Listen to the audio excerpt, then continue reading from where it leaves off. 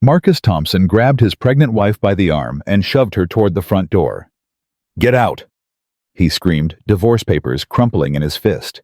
"Tiffany is moving in tonight. You have 5 minutes to disappear." Elena stumbled into the Christmas Eve blizzard, 8 months pregnant, wearing nothing but a thin maternity dress.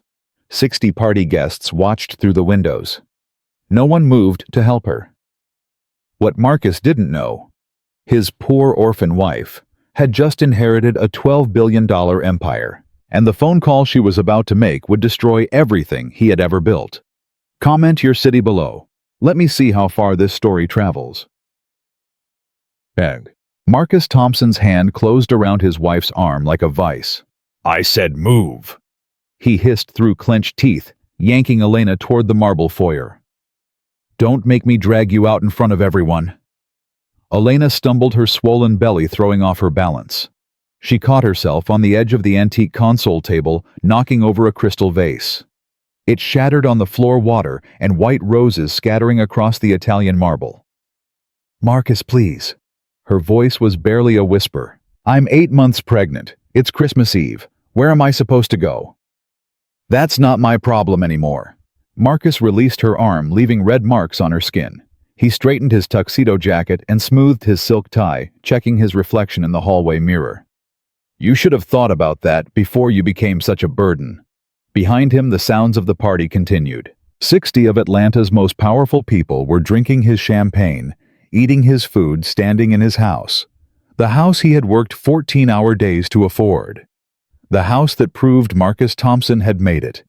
And his wife was ruining everything. A burden. Elena pressed her hand against her belly, feeling their daughter kick. "I'm carrying your child, Marcus. Our daughter." "Don't." He held up one finger, his jaw tight. "Don't you dare use that baby to manipulate me. I've given you 3 years of my life, 3 years of carrying you, feeding you, clothing you. And what do I get in return? A wife who can't even host a simple party without embarrassing me. I was helping in the kitchen because you told me to. Because that's all you're good for." Marcus's voice rose, echoing off the vaulted ceilings. A few heads turned in the living room. He lowered his voice to a dangerous growl. "Look at you. Look at what you're wearing. A thrift store dress at my Christmas party. Do you know how that makes me look?" Elena looked down at her dress. It was simple, yes, modest. But it was clean, and it fit her pregnant body, which was more than she could say for most things in her closet, since Marcus had canceled her credit cards in October. "You froze my cards," she said quietly. "You said we needed to save money for the party. I didn't have..." "Excuses. Always excuses." Marcus pulled an envelope from the inside pocket of his tuxedo. It was thick, cream-colored official. He slapped it against her chest. "Here. Merry Christmas." Elena caught the envelope before it fell. Her hands were trembling. She didn't need to open it to know what it was. She had seen the way Marcus looked at his phone lately. The late nights, the whispered conversations, the perfume on his collar that wasn't hers. "Divorce papers," Marcus announced loud enough for the nearby guests to hear. "I filed them this morning. Irreconcilable differences. And thanks to that prenup you signed, you walk away with exactly what you brought into this marriage." He leaned in close, his breath hot against her ear. "Nothing." The word hit her like a slap. Nothing. 3 years of marriage. 3 years of cooking his meals, managing his household, supporting his career, listening to his complaints, enduring his criticisms. 3 years of shrinking herself smaller and smaller to fit into the box he had built for her, and he was reducing all of it to nothing. "Marcus," a woman's voice floated over from the living room, high and sweet like poisoned honey. "Baby, what's taking so long? The champagne is getting warm." Elena turned. Tiffany Banks was draped across the velvet sofa like she owned it. Her long legs crossed her red dress, riding up her thighs. She was 24 years old, an intern at Marcus's firm, and she was looking at Elena with the kind of smug satisfaction that made Elena's stomach turn. Or maybe that was the baby. "Coming, sweetheart?" Marcus's entire demeanor changed when he looked at Tiffany. His shoulders relaxed. His smile returned. He became the charming, confident man Elena had fallen in love with 4 years ago. The man who no longer existed when he looked at her. She was just leaving. Marcus grabbed Elena's coat from the closet and threw it at her. It hit her in the face. "Weren't you Elena?" Tiffany rose from the sofa, champagne glass in hand, and walked toward them. Every eye in the room followed her. She was beautiful in the way that sharp things were beautiful, dangerous, glittering. "Oh my goodness." Tiffany pressed a manicured hand to her chest, feigning concern. "Elena, honey, you look absolutely exhausted. That dress is just... well, it's comfortable, I'm sure. Not everyone can pull off fashion when they're so... swollen." A ripple of uncomfortable laughter moved through the room. Elena felt 60 pairs of eyes on her. These were Marcus's colleagues, his clients, the people he needed to impress, and they were watching her be humiliated like it was entertainment. "Tiffany." Elena's voice was steady despite the fire building in her chest.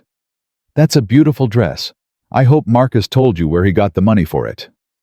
Tiffany's smile flickered. "Excuse me. Our savings account. The one for the baby's nursery." Elena turned to Marcus. "Did you think I wouldn't notice Marcus $22,000? Gone in October. Right around the time my credit card stopped working." The room went silent. Marcus's jaw tightened. A vein pulsed in his temple. "You need to stop talking, right now." "Or what?" Elena took a step toward him. "You'll throw me out. You're already doing that. You'll embarrass me. You've been doing that for 3 years. What else do you have, Marcus? What else can you possibly take from me? How about your dignity?" Marcus grabbed her arm again, his fingers digging in so hard she gasped. "You want to make a scene? Fine. Let's make a scene." He dragged her toward the front door. Elena tried to pull away, but he was stronger, fueled by rage and wounded pride. "Marcus, stop!" An older man stepped forward from the crowd. It was Theodore Washington, the CEO of Marcus's firm. "This is completely inappropriate. She's pregnant, for God's sake." "Stay out of this, Ted." Marcus didn't even look at him. "This is between me and my wife, my soon-to-be ex-wife." "Marcus." Theodore's voice carried the weight of authority. "As your employer, I'm telling you to let her go. This is not how we conduct ourselves." For a moment, Marcus hesitated. Theodore Washington was the reason he had a career. The man had mentored him, promoted him, trusted him with million-dollar accounts. Crossing him was professional suicide. But Tiffany was watching, and Marcus couldn't afford to look weak.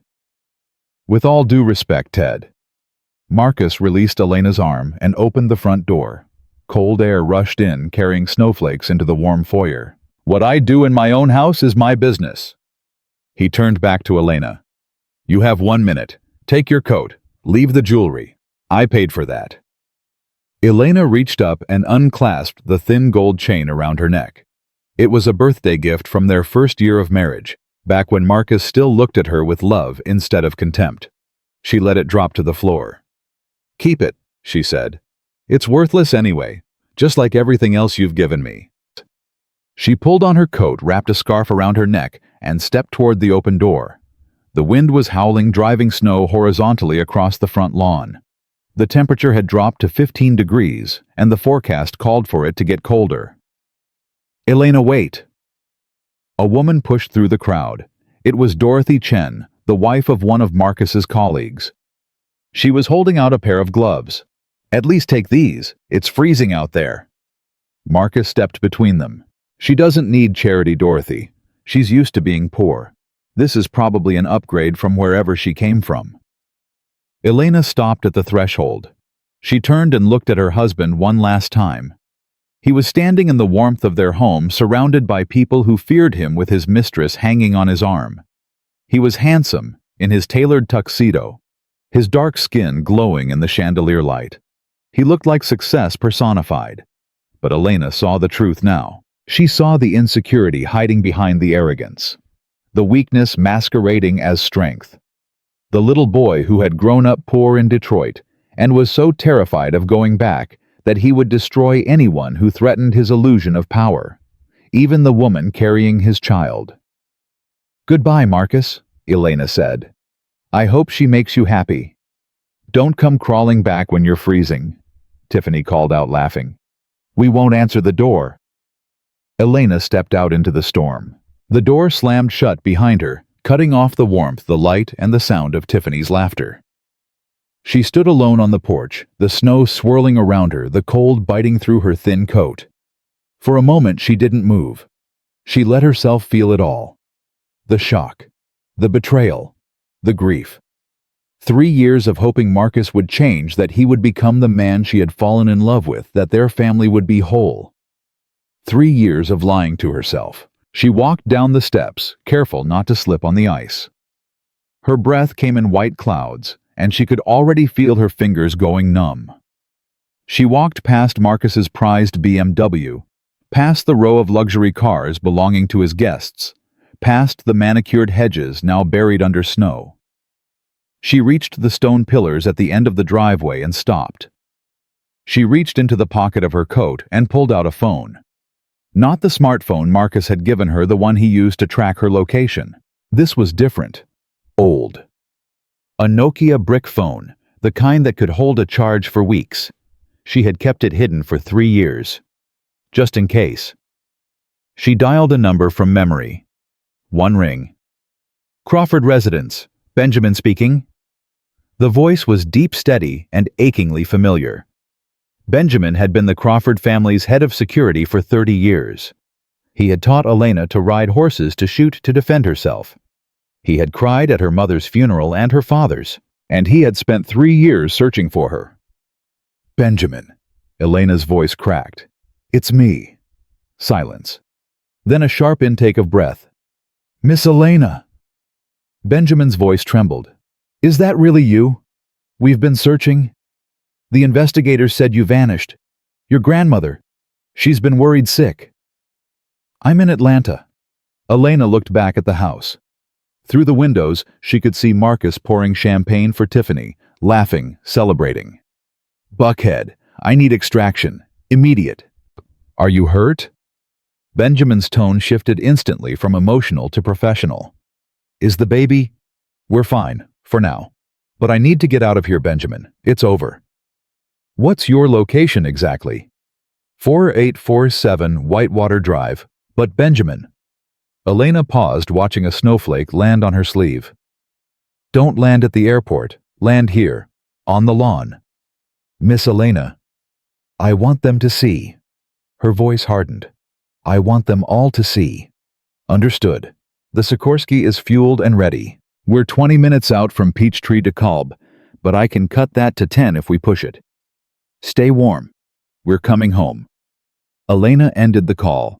She tucked the phone back into her pocket and wrapped her arms around herself, sheltering her pregnant belly from the wind. She wasn't Elena Thompson anymore. She had never really been Elena Thompson. She was Elena Crawford, sole heir to the Crawford Steel and Energy empire, a fortune that made Marcus's investment portfolio look like pocket change, and she had spent 3 years pretending to be poor because she wanted just once to be loved for herself. She had been wrong about Marcus, wrong about love, wrong about so many things. But she wasn't wrong about this. Marcus Thompson was about to learn what happened when you threw away a billion-dollar woman. Inside the house, the party continued. Marcus was on his 4th glass of champagne, his arm wrapped around Tiffany's waist. He felt invincible. He had done it. He had finally rid himself of the dead weight that had been dragging him down for 3 years. "You're so brave," Tiffany cooed, running her fingers along his jawline. "Most men don't have the courage to go after what they really want." "I'm not most men." Marcus pulled her closer. "I'm a winner, Tiffany. And winners don't settle for less than they deserve." "And what do you deserve?" Her voice was husky, suggestive. "Everything." He kissed her right there in front of his colleagues, his clients, his boss. He didn't care anymore. The old Marcus, the one who worried about appearances and consequences, was gone. This was the new Marcus, the free Marcus. The glasses on the coffee table began to rattle. At first, Marcus thought it was the bass from the sound system, But the vibration grew stronger, deeper. A rhythmic throbbing that seemed to come from everywhere at once. What the hell? Bradley, one of the senior VPs, looked around nervously. Is that thunder? In a snowstorm? Theodore Washington walked to the window. That's not thunder. That sounds like... The room exploded with light. A massive spotlight cut through the falling snow, illuminating the front lawn with the brightness of a stadium. The vibration became a roar, a deafening thwack thwack thwack that shook the windows and sent the chandeliers swaying. Is that a helicopter? Tiffany pressed against the glass, her breath fogging the window. Who lands a helicopter in a blizzard? Marcus pushed past her to look. Descending from the clouds, defying the storm like it was nothing, was the largest private helicopter Marcus had ever seen. It was painted matte black, with gold trim, sleek and predatory. A logo gleamed on the side, a golden eagle clutching a steel beam surrounded by the letters CCI. That's... Theodore Washington went pale. That's the Crawford Industries crest. Crawford. Marcus frowned. The steel company. What are they doing here? The helicopter touched down on the snow-covered lawn, its downdraft creating a vortex of white that flattened the carefully manicured hedges. The runners crushed Marcus's prize-winning rose bushes, the ones that had cost him $12,000 to plant. My roses! Marcus screamed, slamming his palm against the window. They're destroying my roses! But no one was listening to him. The side door of the helicopter slid open. Two men jumped out dressed in tactical black suits, moving with military precision. One carried a large black umbrella. The other shrugged off his own heavy coat. They ran toward the end of the driveway. Who are they going to? Tiffany whispered. And then Marcus saw her.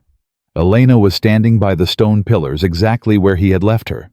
The snow was collecting on her shoulders and her hair. She looked small and fragile against the storm. But she wasn't running away. She was waiting. The men reached her.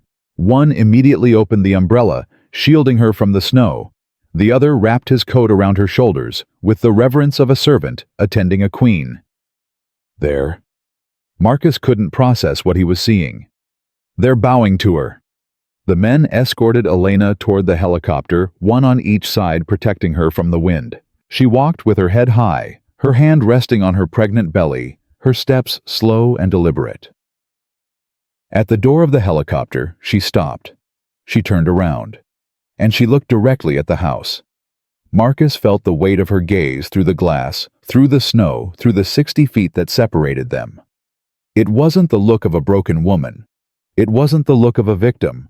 It was the look of someone who had been playing a very long game, and had just won. Elena climbed into the helicopter. The door slid shut. The engines roared, the pitch rising to a scream.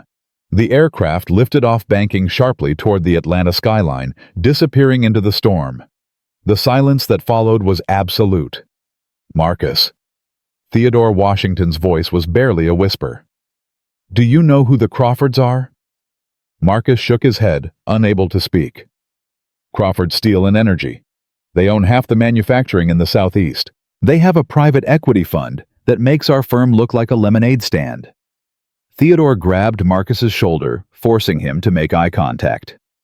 They own the bank that underwrites our largest accounts, Marcus.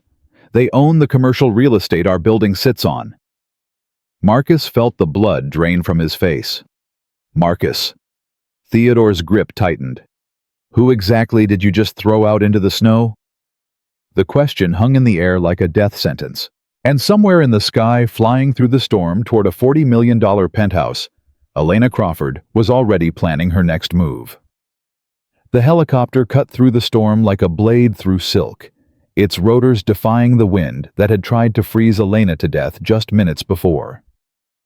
Inside the cabin, Elena sat wrapped in a cashmere blanket, her hands still trembling. Not from the cold anymore, from the adrenaline, from the rage. From 3 years of silence finally breaking open inside her chest. Benjamin sat across from her, his weathered face tight with concern. He had aged in the 3 years since she had disappeared. More gray in his hair, deeper lines around his eyes. but his hands were steady as he clipped a heart monitor to her finger. "Your pulse is elevated," Benjamin said, his voice gentle but firm. The baby is fine." Elena placed her hand on her belly, feeling her daughter kick. "She's a Crawford. It takes more than a blizzard and a weak man to hurt us." Benjamin's jaw tightened. "Miss Elena, what happened back there? When the investigators lost your trail 3 years ago, we feared the worst. Your grandmother. She hasn't slept properly since you vanished." Elena closed her eyes. The memory of her grandmother's face surfaced, wrinkled and kind, the last of the Crawford matriarchs. Margaret Crawford had built an empire from the ashes of her husband's death, had raised Elena after the car accident that killed both her parents, had given her everything. And Elena had repaid her by disappearing. "I wanted to be loved, Benjamin." Elena's voice cracked. "Just once. Not for the money. Not for the name. For me. And Mr. Thompson." "Marcus swept me off my feet." A bitter laugh escaped her lips. "Or so I thought. He was charming, attentive.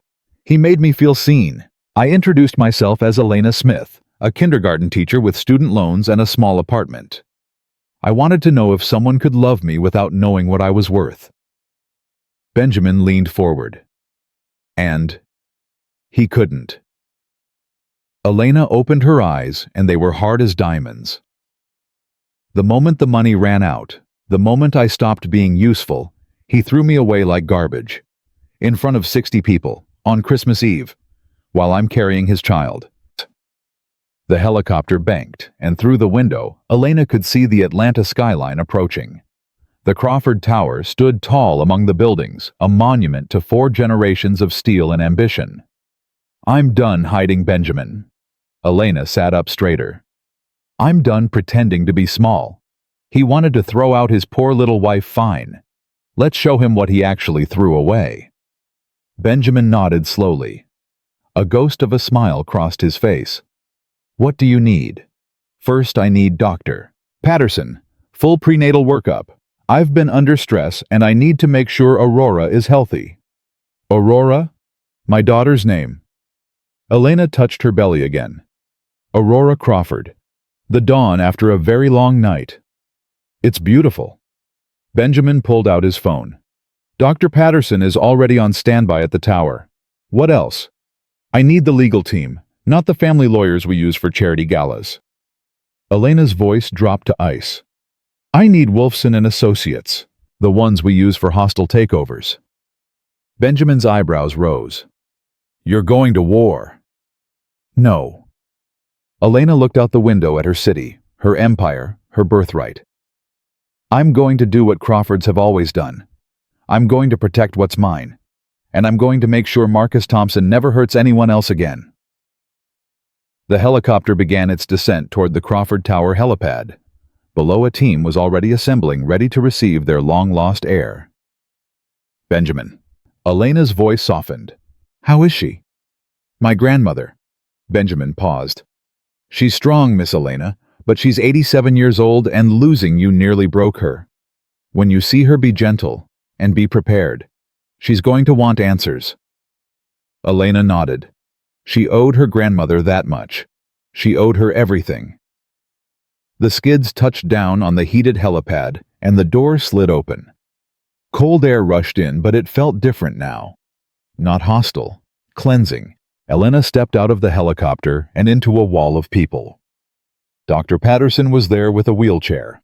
Security personnel flanked her on both sides. And standing at the entrance to the penthouse elevator, wrapped in a fur coat, leaning on an ivory cane, was Margaret Crawford. Her grandmother. Elena's composure shattered. "Grandma!" The word came out as a sob. Margaret crossed the helipad faster than a woman her age should have been able to move. She pulled Elena into her arms, holding her tight, her thin body shaking with emotion. "My girl." Margaret's voice was hoarse. "My sweet, foolish girl. 3 years. 3 years without a word. I thought you were dead. I mourned you. I'm sorry." Elena buried her face in her grandmother's shoulder, smelling the familiar scent of Chanel No. 5 and old books. I'm so sorry. I thought I knew what I was doing. I thought, shh. Margaret pulled back and cupped Elena's face in her wrinkled hands. Her eyes, still sharp despite her age, traveled down to Elena's pregnant belly.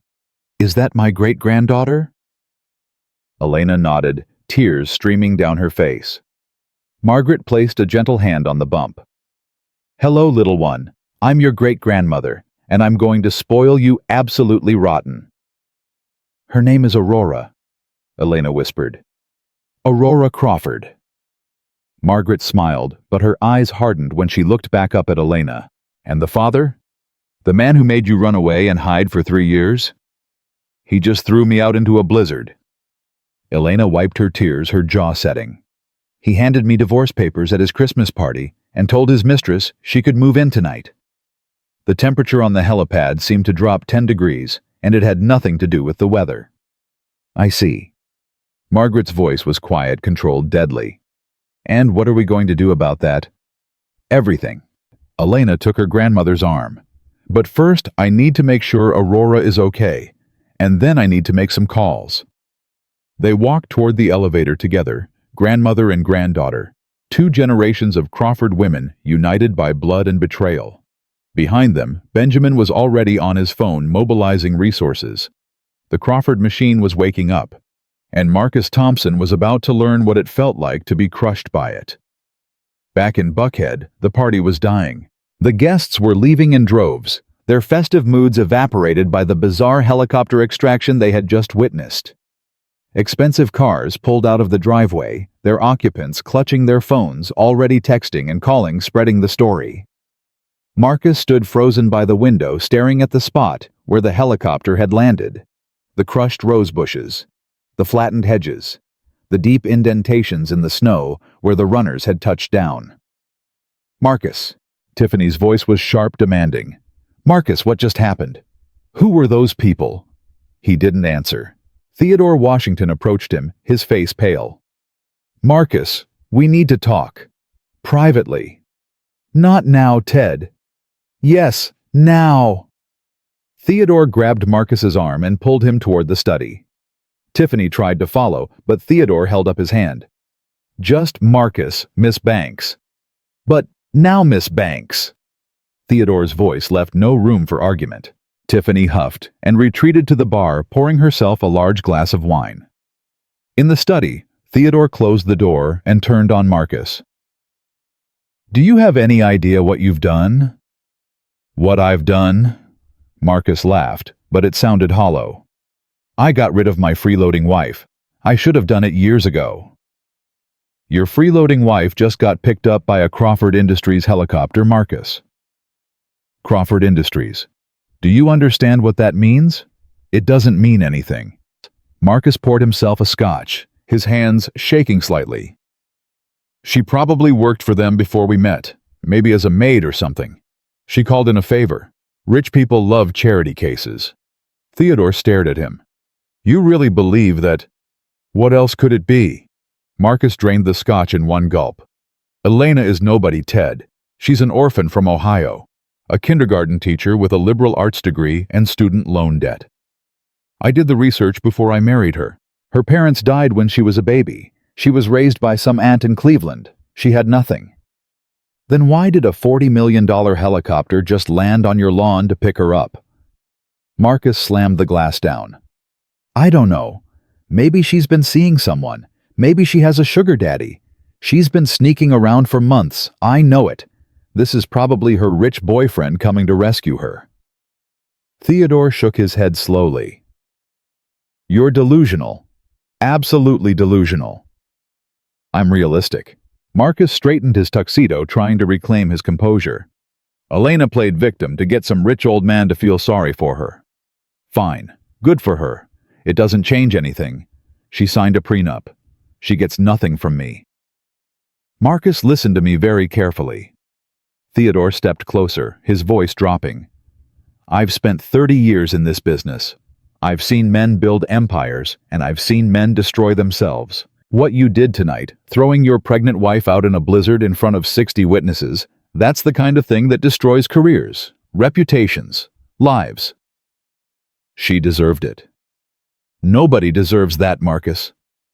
Theodore's composure cracked. And if that woman is connected to the Crawfords in any way, if she's anything more than a charity case, you're finished. We're all finished. The Crawfords have more lawyers than we have employees. They have politicians in their pocket. They have banks, media companies. They have resources you can't even imagine. Marcus felt a flicker of fear, quickly suppressed. You're overreacting. Am I? Theodore pulled out his phone and showed Marcus the screen. This is my wife. She just texted me. She saw Elena in a photo from the Metropolitan Museum Gala 2 years before you met her. Elena was standing next to Margaret Crawford. And my wife says they looked like family. The blood drained from Marcus's face. That's impossible. His voice came out as a whisper. Elena told me she had no family. She said she grew up in foster care after her aunt died. She said, she lied, Marcus. Theodore pocketed his phone. The question is why? Why would a Crawford heiress pretend to be poor? Why would she marry a nobody like you and live in a house that's probably worth less than her monthly allowance? Marcus's mind was racing. The pieces were falling into place, and he didn't like the picture they were forming. Elena's strange behaviors over the years. The way she sometimes spoke with an authority that didn't match her supposed background. The way she could discuss art-wine politics with a sophistication that surprised his colleagues. The way she seemed almost amused when he lectured her about money and success. He had assumed she was just a quick learner, adapting to her new life. What if she had been playing him the entire time? No. Marcus shook his head violently. No, this is insane. Even if she is a Crawford, which she's not, it doesn't change anything. I have the prenup. She signed it. She can't touch my assets. Theodore laughed. It was not a pleasant sound. Your assets. Marcus, if Elena is who I think she is, your assets are pocket change. She's not going to come after your 401k. She's going to come after your career, your reputation, your freedom. My freedom. What are you talking about? The divorce papers you filed. The ones that conveniently left out the fact that you've been having an affair. The ones that claimed irreconcilable differences while you were parading your mistress at your Christmas party. Theodore's eyes were cold. If her lawyers are half as good as the Crawford lawyers are rumored to be, they're going to tear that prenup apart. And then they're going to go through your finances with a fine-toothed comb. Marcus's mouth went dry. My finances are clean. Are they? Theodore raised an eyebrow. What about the Henderson account, the one you restructured last quarter? That was legitimate. Was it? Because from where I stand, it looked a lot like churning. Excessive trading to generate commissions. If someone wanted to make a case for financial impropriety, they'd have a lot of material to work with. Marcus felt the walls closing in. You wouldn't let them investigate the firm. I wouldn't have a choice. Theodore walked toward the door. If the Crawfords decide to audit us, I'll have to cooperate. I have a fiduciary duty to my clients. And Marcus. He paused with his hand on the doorknob. If it comes down to protecting the firm or protecting you, I'll throw you to the wolves without a second thought. Theodore left, closing the door behind him. Marcus stood alone in the study, surrounded by his expensive furniture, his first edition books, his awards and certificates. All the trappings of success.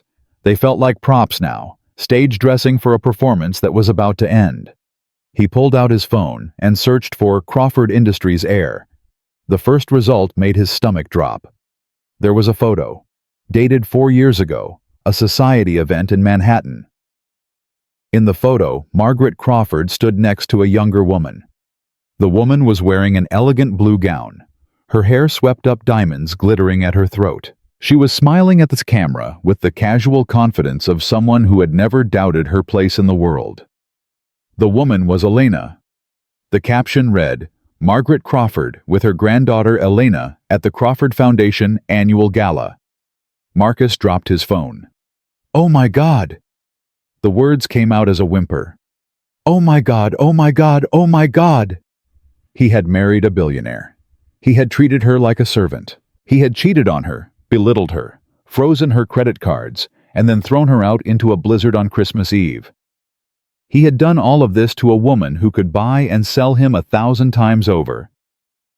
And she had let him. Why? Why had she pretended? Why had she hidden who she was? The answer came to him slowly, horribly. She had been testing him. She had wanted to know if he could love her without the money, without the power, without the name. And he had failed. Not just failed. He had revealed himself to be exactly the kind of man she must have feared. A user. A social climber. A man who only valued people for what they could do for him. Marcus sank into a leather chair, his head in his hands. "What have I done?" he whispered to the empty room. "What have I done?" The door opened. Tiffany walked in, unsteady on her heels, her glass of wine nearly empty. "There you are." She flopped onto the sofa across from him. God, what a buzzkill. Everyone left. What were you and Ted talking about? Marcus looked at her, really looked at her, 24 years old, beautiful, empty. He had thrown away his wife, his child, his future for this Tiffany. His voice was hoarse. "I think you should go." "Go?" She sat up, offended. "You said I was moving in tonight. You said, I know what I said." Marcus stood up. "I was wrong, about everything. I need to think. I need to figure out how to fix this." "Fix what you got rid of the dead weight, remember?" Tiffany's voice turned petulant. "You chose me. You said you loved me." "I said a lot of things I didn't mean." The words hung in the air between them. Tiffany's face went through a series of expressions: shock, hurt, calculation, and finally cold fury. "You're pathetic." She set down her wine glass and stood up. "I gave up 6 months of my life for you. I let people call me a homewrecker. I sat through dinners with your boring colleagues and listened to your endless bragging. And now that your wife turns out to be someone important, you're crawling back to her. Tiffany, no." She grabbed her purse and headed for the door. "I'm leaving. But don't think this is over, Marcus. I know things about you. Things you told me in bed. Things about your deals, your clients, your little shortcuts. If you try to throw me away like you threw her away, I'll make sure everyone knows exactly who you are." She slammed the door behind her. Marcus stood in the middle of his study, surrounded by his achievements, and realized they meant nothing. He had built his entire life on sand, and the tide was coming in. He had to fix this. He had to get to Elena. He had to explain, apologize, beg if necessary. He pulled out his phone and tried to call her. "The number you are trying to reach is no longer in service." He tried her email. "Delivery failed. Address not found." He opened his banking app to check on his accounts. Maybe he could hire a lawyer, someone who could help him navigate this mess. The app wouldn't load. He tried again. A message appeared. "Your account has been temporarily suspended pending review. Please contact customer service." Marcus's heart stopped. He tried his credit cards. Declined. All of them. He tried to access his work email. Access denied. He ran to his laptop and opened the smart home app. The thermostat was offline. The security system was offline. Everything was offline. As if on cue, the lights flickered and went out. Marcus stood in the darkness of his own home, the cold already seeping through the walls, and realized the truth with sickening clarity. Elena hadn't just left him. She was erasing him. And she was just getting started. Across the city, in the warm penthouse of the Crawford Tower, Elena was finishing her tea. Dr. Patterson had completed the examination. Aurora was healthy, her heartbeat strong and steady. The stress of the evening hadn't harmed her. "You need rest," Dr. Patterson said, packing up her equipment. "Complete bed rest for at least 48 hours. Your cortisol levels are elevated. The baby is fine now, but continued stress could cause complications." "I understand." Elena nodded. "Thank you, Dr. Patterson." After the doctor left, Elena turned to Benjamin, who had been waiting patiently by the door. "It's done," Benjamin said quietly. "His accounts are frozen. Credit cards canceled. Smart home access revoked. His employer has been notified of the social media posts that are starting to circulate." Elena raised an eyebrow. "Social media posts? Someone at the party recorded what happened. It's already viral. The hashtag #BuckheadGrinch is trending in Atlanta. Elena felt a grim satisfaction. She hadn't planned on public humiliation. She had simply planned on leaving. But Marcus had made it a spectacle, and spectacles attracted attention. And the lawyers. Linda Wolfson is assembling her team. They'll be at his door at 8 o'clock tomorrow morning, Christmas Day. Elena leaned back against her pillows, exhaustion washing over her. He's going to fight back Benjamin. He'll claim I deceived him. He'll play the victim. Let him try. Benjamin's voice was steel. He threw a pregnant woman into a blizzard. There's video evidence. He announced his mistress was moving in that same night. No jury in America would side with him. I don't want a jury. Elena closed her eyes. I want him to understand what he did. I want him to feel what it's like to have everything taken away. And then when he's lost it all, I want him to know that he did it to himself. Benjamin nodded slowly. And the child? He'll have parental rights. Not for long. Elena's hand moved to her belly. No daughter of mine will be used as a bargaining chip by a man who would throw her mother into a storm. I'll fight for full custody, and I'll win. A knock came at the door. Come in, Elena called. The door opened and Margaret Crawford entered, leaning on her cane. She had changed out of her fur coat into a silk robe, but her eyes were still sharp, still calculating. The lawyers are on their way, Margaret said, settling into a chair beside the bed. Linda Wolfson herself will handle your case. She's the best in the country for situations like this. Thank you, Grandma. Don't thank me yet. Margaret's voice hardened. You lied to me for 3 years, Elena. You made me think you were dead. You broke my heart. Elena felt tears prick her eyes. I know, I'm so sorry. You wanted love. Margaret cut her off. You wanted someone to see Elena, not the Crawford fortune. I understand that. I married your grandfather for love against my family's wishes. I know what it's like to want to be chosen for yourself. Then you understand why I did it. I understand your reasons. Margaret reached out and took Elena's hand. But I don't forgive the method. 3 years of silence. 3 years of wondering if my only grandchild was alive or dead. That's not love, Elena. That's cruelty. Elena squeezed her grandmother's hand. You're right. I was selfish. I was so focused on my own pain, my own search for something real, that I didn't think about what I was doing to you. No, you didn't. Margaret's grip tightened. But you're back now.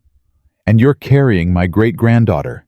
And that man, that worthless, arrogant man who thought he could throw you away like trash, he's going to learn what happens when you cross a Crawford. Elena smiled through her tears. I love you, Grandma. I love you too, foolish girl. Margaret released her hand and stood up. Now rest. Tomorrow is Christmas, and we have a present to deliver to Mr. Thompson. Elena watched her grandmother leave, then settled deeper into the bed. The sheets were Egyptian cotton 1,000 thread count. The pillows were down. The room was warm, safe, secure. 3 years ago, she had walked away from all of this because she thought wealth was a barrier to real love. She had been wrong. Wealth wasn't the problem. Character was. Marcus had shown her his character tonight, and tomorrow she would show him hers. She closed her eyes and drifted into sleep, her hand resting on her belly, her daughter safe inside her.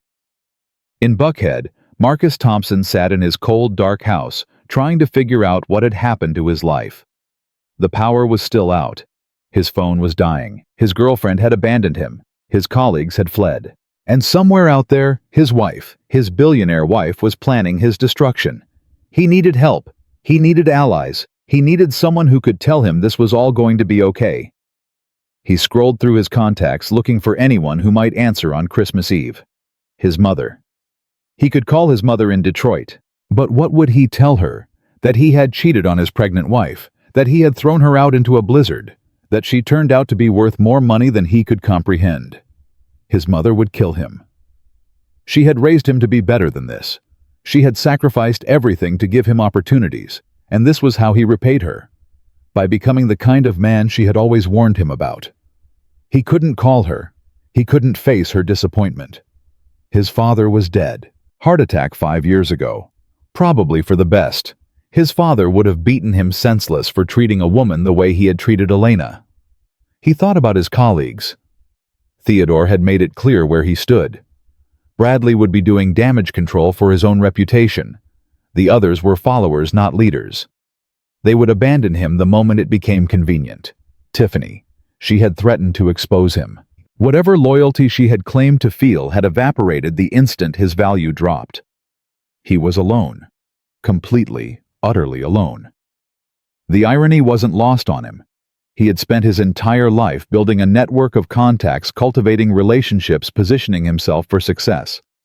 And now, when he needed someone, anyone, there was no one. Except Elena. Elena, who had loved him once. Elena, who had cooked his meals and washed his clothes and listened to his complaints without judgment. Elena, who had believed in him even when he didn't deserve it. Elena, who he had thrown away. Marcus put his head in his hands, and for the first time since his father's funeral, he cried. The tears came hard and hot, years of suppressed emotion finally breaking free. He cried for his marriage, for his child, for the man he had once wanted to be, and the monster he had become. He cried until there was nothing left, and then he sat in the darkness, waiting for the dawn, knowing that when it came, everything he had built would be gone. He was right. The first light of Christmas morning found Marcus still sitting in his chair, his body stiff, his mind numb. He hadn't slept. He couldn't. Every time he closed his eyes, he saw Elena's face as she walked out the door. Not crying, not begging, just looking at him with something worse than hatred. Disappointment. The doorbell rang at exactly 8 o'clock. Marcus stumbled to his feet. His legs were cramped from hours of sitting in the cold. The house was freezing now, his breath visible in the pale morning light filtering through the windows. The smart thermostat was still dead. Everything was dead. He shuffled to the front door and opened it. 4 people stood on his porch. 3 men in dark suits and a woman at the front. She was sharp-featured with steel gray hair pulled back severely and glasses that reflected the morning light like mirrors. She held a leather briefcase in one hand and a thick manila envelope in the other. "Mr. Derek Marcus Thompson?" she asked. "It's Marcus," he croaked. "Just Marcus. I am Linda Wolfson, senior partner at Wolfson & Associates." She didn't offer her hand. "I represent Mrs. Elena Crawford Thompson. We are here to serve you with legal documents." Crawford. There it was. The name that had haunted him all night. "Look." Marcus held up his hands. "There's been a misunderstanding. I need to talk to Elena. If I could just explain, Mrs. Crawford has no interest in speaking with you." Linda stepped forward, forcing Marcus to step back into his own foyer. The 3 men followed her like shadows. "However, she has instructed me to deliver these documents personally and to ensure you understand their contents." She thrust the manila envelope into his chest. "What is this?" Page 1 is an amended divorce petition filed this morning with the Fulton County Superior Court. Mrs. Crawford is seeking dissolution of marriage on grounds of adultery, emotional abuse, and financial misconduct. Marcus's hands shook as he opened the envelope. The legal papers were thick, dense with terminology he didn't understand. Adultery. He looked up. "She can't prove." Page 7 includes time-stamped photographs of you and Miss Tiffany Banks entering the Ritz-Carlton on November 14th, November 28th, and December 3rd. Page 8 includes credit card statements showing room charges. Page 9 includes text messages retrieved from your cloud backup, which Mrs. Crawford had legal access to as your spouse. Marcus felt the blood drain from his face. "She was spying on me. She was protecting herself." Linda's voice was ice. "Something you gave her ample reason to do." "This is insane. I have a prenup. She signed it. She can't—" Page 15. Linda cut him off. "Your prenuptial agreement contains a standard infidelity clause. In the event of proven adultery by either party, The prenuptial protections are void. You voided your own protection, Mr. Thompson. Marcus flipped frantically through the pages. There it was, in black and white. A clause he had insisted on including, never imagining it would be used against him. Furthermore, Linda continued, page 20, outlines Mrs. Crawford's petition for full sole custody of the unborn child.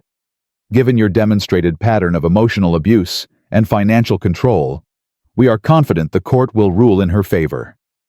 You can't take my child. Marcus's voice cracked. I have rights. I'm the father. You are the biological contributor. Linda's lip curled slightly. Fatherhood requires more than DNA, Mr. Thompson. It requires presence, care, and basic human decency. You demonstrated none of those qualities when you threw your pregnant wife into a blizzard. That's not, I didn't mean. What you meant is irrelevant. What you did is documented. Linda pulled another document from her briefcase. This is an emergency protective order. You are prohibited from contacting Mrs. Crawford directly or through intermediaries. You are prohibited from approaching within 500 feet of Crawford Tower, Crawford Industries properties, or any residence where Mrs. Crawford may be staying. A restraining order. I never touched her. You grabbed her arm hard enough to leave bruises, Mr. Thompson. We have photographs. We have witnesses, 60 of them in fact, who watched you physically drag your pregnant wife toward the door. Marcus opened his mouth to protest, then closed it. He remembered grabbing Elena's arm. He remembered the fear in her eyes. He had told himself it wasn't that bad. He was just being firm. She was embarrassing him. But now hearing it described in legal terms, he understood how it would look to a judge, how it would look to anyone. There's more. Linda wasn't finished. Page 32 outlines the immediate foreclosure proceedings on this property. Foreclosure. I pay my mortgage. I've never missed a payment. Your mortgage is held by Peachtree National Bank. Peachtree National is a subsidiary of Crawford Financial Services. Linda smiled, and it was terrifying. According to Clause 14 of your loan agreement, the bank reserves the right to call in the full value of the loan if the borrower engages in conduct detrimental to the lender's interests or reputation. You have been served with a demand for immediate payment in full, $2.3 million. You have 30 days. Marcus staggered backward, his back hitting the wall. I don't have $2 million. No, Linda agreed. You don't. Which brings us to page 40. She pulled out one final document. This is a notice of investigation from the Securities and Exchange Commission. It seems that certain irregularities in your handling of client accounts at Prestige Capital have come to their attention. Trading patterns that suggest churning, commissions that seem excessive, recommendations that benefited you more than your clients. That's standard practice. Everyone does it. Everyone does not do it, Mr. Thompson. And even if they did, the SEC doesn't care about everyone. They care about you, because someone with very deep pockets and very good lawyers has provided them with a detailed analysis of your trading history, complete with expert testimony on industry standards. Marcus felt like he was drowning. Every breath was a struggle. Every word Linda spoke was another weight dragging him under. Why? He whispered. Why is she doing this? I loved her. I took care of her for 3 years. Linda Wolfson looked at him with something close to pity. Mr. Thompson, let me be clear about something. Mrs. Crawford did not need you to take care of her. She never needed you. She chose you. She chose to live simply to give you a chance to prove yourself worthy of her love, and you responded by cheating on her, belittling her, controlling her finances, and ultimately throwing her out like garbage. She leaned closer, her voice dropping. You didn't take care of her. You imprisoned her. And now she's free. And you're going to spend the rest of your life understanding exactly what you lost. Linda turned and walked toward the door. The 3 men followed. Wait, Marcus called after her. Please, tell her I'm sorry. Tell her I'll do anything. I'll sign whatever she wants. I'll give up custody. Just please tell her I'm sorry. Linda paused at the threshold. I'll deliver your message, Mr. Thompson, but I wouldn't hold my breath. Mrs. Crawford has a long memory, and Crawfords don't forgive. They collect. The door closed behind them. Marcus stood in his freezing foyer holding documents that represented the complete destruction of his life. Divorce, foreclosure, criminal investigation, restraining order. He had nothing left. His phone buzzed. Somehow, miraculously, it still had a sliver of battery life. He looked at the screen. It was a news alert from a local Atlanta station. Christmas morning scandal. Investment executive throws pregnant wife into blizzard, wife revealed as Crawford heiress. Video goes viral. Marcus tapped the link with trembling fingers. The video was everywhere. It had been viewed 15 million times in less than 12 hours. It showed him clear as day pointing at the door. It showed Elena walking out into the snow. It showed Tiffany laughing, raising her glass. And it showed the helicopter. The magnificent, unmistakable Crawford helicopter descending like a chariot from heaven to rescue the woman he had discarded. The comments were brutal. Hope he rots. Karma is beautiful. That man deserves everything coming to him. She should take every penny he has. What kind of monster throws out a pregnant woman on Christmas Eve? Marcus dropped the phone. It clattered on the marble floor, the screen cracking. He sank to his knees. This wasn't happening. This couldn't be happening. He was Marcus Thompson. He was a success. He was a winner. He wasn't supposed to be on his knees in a freezing house, surrounded by legal documents, watching his life burn down around him. But he was, and there was nothing he could do to stop it. 3 weeks later, Marcus barely recognized himself.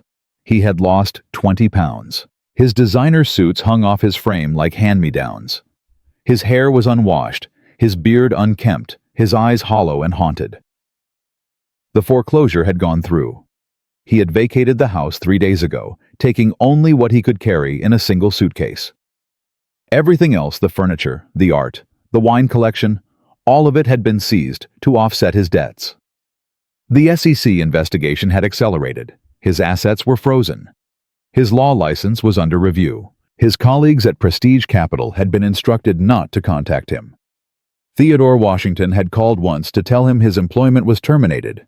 The conversation had lasted less than a minute. "You brought this on yourself, Marcus," Theodore had said. "I warned you. I begged you to think about what you were doing, but you were too arrogant to listen. Goodbye." Tiffany had sold her story to the tabloids. Inside the mind of the buckhead Grinch, his mistress tells all. She had painted herself as a victim, an innocent young woman seduced by a predatory older man. She had shared every secret he had ever told her, every complaint about Elena, every boast about his success. The public had devoured it.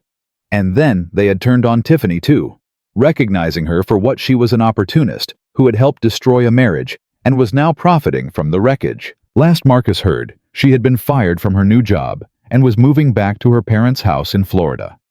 Small comfort. Marcus was living in a motel off I-85, paying by the week with what little cash he had managed to withdraw before his accounts were frozen. The room smelled of mildew and cigarette smoke. The heating worked intermittently. The walls were thin enough to hear every argument, every television, every desperate coupling in the adjacent rooms. He spent his days watching the news, tracking Elena's movements like a stalker. She was everywhere. The press had fallen in love with her. The pregnant heiress who had hidden her identity for love. The woman who had been thrown out like trash and risen like a phoenix. The Crawford princess returning to claim her throne. There were photos of her at charity events, at business meetings, at medical appointments. She looked radiant, healthy, happy.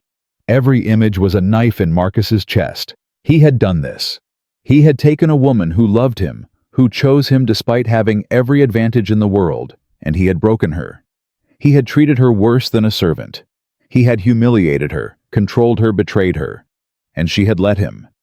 That was the part he couldn't understand. Why? Why had she stayed? Why had she tolerated his abuse for 3 years? Why hadn't she just revealed who she was and walked away? The answer came to him slowly over those long nights in the motel room. She had been hoping hoping he would change, hoping he would become the man she had seen potential in, hoping that somewhere underneath the arrogance and the cruelty there was someone worth loving. She had given him chance after chance after chance, and he had failed her every single time.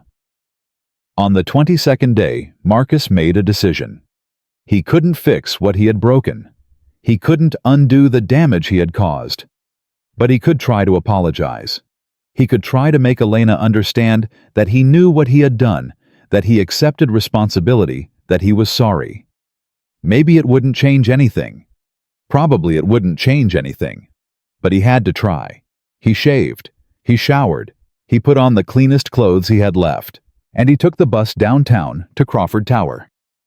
The building loomed over him, 70 stories of glass and steel, a monument to the family he had unknowingly married into. He stood on the sidewalk, looking up at it, feeling smaller than he had ever felt in his life. The restraining order prohibited him from entering, but there was nothing stopping him from standing on the public sidewalk, nothing stopping him from waiting. He waited for 6 hours. Finally, as the sun was setting, a black limousine pulled up to the private entrance. Marcus moved before he could think, pushing through the crowd of pedestrians, ignoring the shouts of the security guards. "Elena!" he screamed. "Elena, please, I just want to talk, please!" The limousine door opened. Elena stepped out. She was more beautiful than he remembered. Pregnancy suited her. She wore a cream-colored coat and simple pearl earrings, her dark hair pulled back from her face. She looked like what she was, a queen. For a moment their eyes met. Marcus fell to his knees on the cold pavement. "Please," he sobbed. "Please, I'm sorry. I was wrong about everything. I was stupid and cruel, and I don't deserve your forgiveness, but please just let me explain. Just let me—" "Get up." Elena's voice cut through his babbling like a blade. He looked up at her, tears streaming down his face. "Get up, Marcus. You're embarrassing yourself." He struggled to his feet. 2 security guards flanked him, ready to drag him away at a word from Elena. "I'm sorry," he whispered. "I know it doesn't mean anything, but I'm sorry. For everything. For the way I treated you. For the cheating. For throwing you out. For all of it." Elena studied him. Her face was unreadable. "Are you sorry because you hurt me?" she asked. "Or are you sorry because you got caught?" Marcus opened his mouth to answer, then closed it. The question hit him like a physical blow. Why was he sorry? If Elena had been who she pretended to be, poor and powerless and alone, would he be standing here apologizing? Or would he be in his warm house with Tiffany congratulating himself on escaping a bad marriage? The answer shamed him. "I don't know," he admitted. "I want to say I'm sorry because I hurt you. I want to believe that. But I don't know if it's true." Something flickered in Elena's eyes. Surprise, maybe. Or recognition. "That's the first honest thing you've said to me in 3 years," she said quietly. "I'm trying." Marcus's voice broke. "I know I can't fix this. I know you hate me, but I'm trying to be honest. For once in my miserable life, I'm trying to be honest." Elena was silent for a long moment. The security guards shifted uneasily, waiting for her command. "You want to know why I stayed," Elena finally said. "You've been wondering, haven't you? Why I didn't just leave? Why I let you treat me the way you did?" Marcus nodded, not trusting his voice. "I stayed because I saw something in you, Marcus. When we first met, you were different. You were hungry, yes. Ambitious, yes. But you were also kind. You volunteered at the youth center on weekends. You sent money to your mother every month. You talked about building something meaningful, not just accumulating wealth." She took a step closer, her eyes boring into his. "I fell in love with that man, and I kept waiting for him to come back. I kept telling myself that the cruelty, the control, the contempt that wasn't the real Marcus. The real Marcus was buried underneath, and if I just loved him enough, he would emerge." Her voice hardened. "But he never did. Because that man was a mask, Marcus. A performance you put on to catch me. And once you had me, once you thought I was safely trapped, you let the mask fall. And I saw what you really were." "What am I?" Marcus whispered. "Empty." Elena's voice was sad now, not angry. "You're empty, Marcus. You measure your worth by what you have, not who you are. You see people as tools to be used, not souls to be loved. You're so afraid of being poor again that you've made yourself poor in every way that matters." Marcus felt the truth of her words settle into his bones. "I wanted our daughter to have a father," Elena continued. "I prayed you would change before she was born. I gave you every opportunity to be the man she deserved, and you responded by throwing us both out into a blizzard so you could sleep with your intern." "I know." Marcus was openly weeping now. "I know. I'm a monster." "No." Elena shook her head. "Monsters don't know they're monsters. You're just a man who made terrible choices, and now you have to live with the consequences." She turned to walk away. "Elena, wait." Marcus reached out, but the security guards grabbed his arms. "Please, the baby, our daughter. Will I ever get to see her?" Elena paused. She didn't turn around. "Her name is Aurora," she said.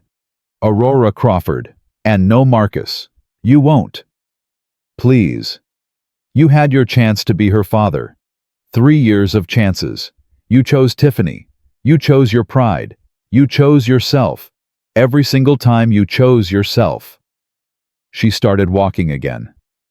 "The restraining order will remain in effect permanently. If you contact me again, if you try to see Aurora, if you come anywhere near my family, I will have you arrested, and I will make sure you spend the next 20 years in a prison cell thinking about what you lost."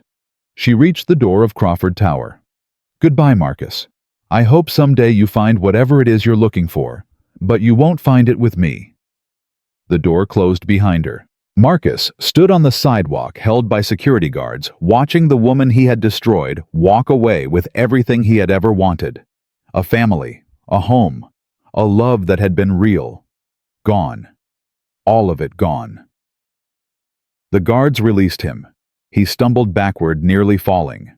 The crowd of pedestrians parted around him, this broken man sobbing on the street, and he saw in their eyes what he was now. Nothing. He was nothing, and he had no one to blame but himself. That night, Marcus sat in his motel room staring at the wall. He had reached the bottom. There was nowhere lower to go. No more assets to lose. No more reputation to destroy. No more relationships to ruin. He was completely, utterly alone. In his pocket he felt something hard and small. He pulled it out. A USB drive. He had found it in the attic 6 months ago, hidden behind a box of old photographs. At the time he had assumed it was Elena's, and had kept it thinking he might use it as leverage someday.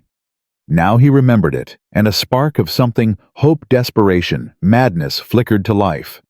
He didn't have a laptop anymore, but the motel office had a computer for guests.